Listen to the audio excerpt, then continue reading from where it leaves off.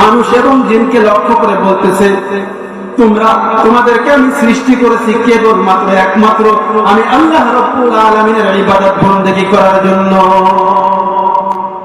তোমরা ইবাদত বন্দেগী করো, কিন্তু মানুষ ইবাদত বন্দেগী নামাজ রোজা রেখে তারা খারাপ দিকে চলে যায়। কথা বলেন ঠিক কিনা? তারা দুনিয়া নিয়ে ব্যস্ত হয়ে যায়, অট্টালিকা নিয়ে ব্যস্ত হয়ে যায়। এজন্য আল্লাহ রাব্বুল আলামিন পবিত্র কোরআনুল কারীমের ভিতরে বলতেছেন, আল্লাকুমুত তাকাসুর। তোমাদের ধন সম্পদের যে প্রাচুর্যতা, যে লোভ লালসা তোমাদের কোন পর্যন্ত নিয়ে যাবে জানো? তোমাদের লোভ লালসা, এই যে প্রাচুর্যতা সম্পদের, এটা তোমাদেরকে আমি আল্লাহ রাব্বুল আলামিনকে ভুলাইয়া দিবে। এই ধন সম্পদের প্রাচুর্যতা তোমাদেরকে আল্লাহ ভুলাইয়া দেবে। কোন পর্যন্ত চলতে থাকবে এই লোভ লালসা জানো? আল্লাকুমুত তাকাসুর হাত্তা যুরতুমুল মাকাবির। তোমাদেরকে এই লোভ লালসা কবর পর্যন্ত নিয়ে যাবে। কথা বলেন ঠিক কিনা? মানুষের এই যে পেট, এই পেট ভরে না, ভরে? কথা বলেন।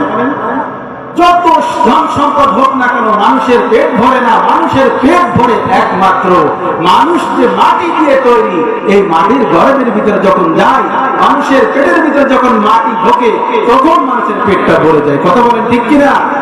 এই জন্য আমার ভাই, সময় কম, একেবারে শেষ, আমি আকুল আবেদন জানাবো, এই ধন সম্পদ চিরস্থায়ী না। কথা বলেন, চিরস্থায়ী না। আমাদের সমাজে একটা রোগ ব্যাধি দেখা দিয়েছে, যে সম্পদ ফাঁকি দেওয়া, মানুষকে ঠকানো। কথা বলেন ঠিক কিনা? যে ব্যক্তি আত্মীয়তা ছিন্ন করে, সে জান্নাতে প্রবেশ করবে না। তো আমাদের সমাজে ভাইরা বোনদেরকে ঠকায়, ভাই ভাইকে ঠকায়, হ্যাঁ, ফুফুদেরকে ঠকায়, বোনদেরকে ঠকায়। এই ঠকাঠকি আমাদের সমাজে একেবারে ভাইরাস হয়ে গেছে। এই বিষয়ে আলোচনা করার প্রয়োজন। কথা বলেন ঠিক কিনা?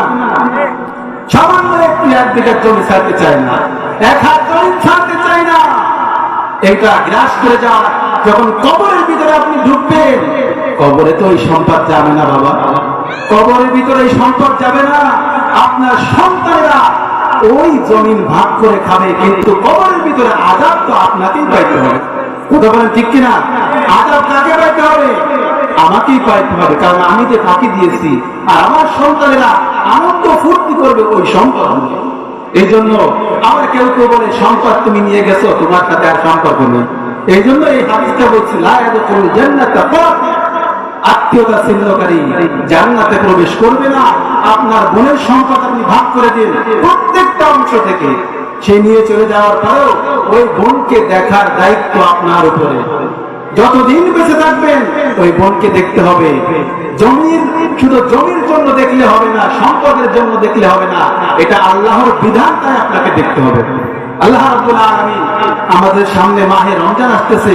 রমজানের জন্য আমরা পূত পবিত্র হয়ে সুন্দরভাবে রমজানের রোজাগুলো রাখতে পারি, এবং বেশি বেশি ইবাদত বন্দেগী করে জীবনের পিছনের যত গুনাহ হয়েছে, এই গুনাহগুলো মাফ করাইতে পারি। আল্লাহ রাব্বুল আলামিন আমাদেরকে তৌফিক দান করুন। সকলে বলে আমিন। ওয়া আখির দাওয়ানা আলহামদুলিল্লাহি রাব্বিল আলামিন। আসসালামু আলাইকুম ওয়া রাহমাতুল্লাহ।